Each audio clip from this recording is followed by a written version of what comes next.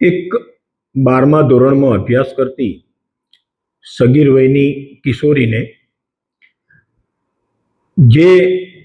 સ્કૂલમાં જવા માટે જે ગાડીમાં અપડાઉન કરતી હતી એ ઇકો ગાડી ચાલકના ડ્રાઈવરે આ સગીર વયની છોકરીને પ્રેમજાળમાં ફસાવી એની સાથે દુષ્કૃત્ય કરવા બાબતની ફરિયાદ આ સગીરની માતાએ 2 દિવસ અગાઉ ભરૂચ શહેર સી ડિવિઝન પોલીસ સ્ટેશને આપેલી. ભોગ બનનારની માતાએ જે ફરિયાદ આપેલી એ અનુસંધાને સી ડિવિઝન પોલીસ સ્ટેશનમાં દુષ્કૃત્યની બીએનએસની અને આઈપીસીની વિવિધ કલમો હેઠળ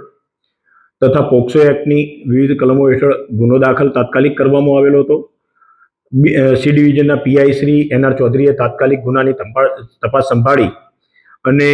તપાસ કરતા આમાં વિગત એવી જણાઈ આવેલી કે આ જે સગીર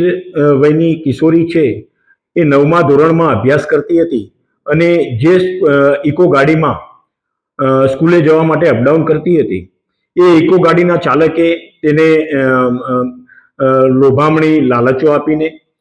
એને પ્રેમજાળમાં ફસાવી હતી અને જુદી જુદી જગ્યાએ લઈ જઈને એની સાથે અવારનવાર દુષ્કૃત્ય કરેલું હતું એવું તપાસ દરમિયાન જણાઈ આવતા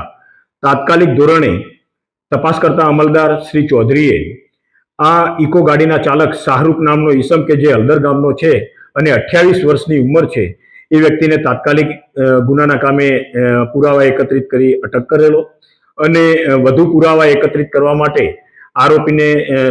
સમય મર્યાદામાં નામદાર કોર્ટમાં રજૂ કરી એના રિમાન્ડ મેળવવામાં આવેલા છે અને ગુનાની હાલની તપાસ ચાલુ છે.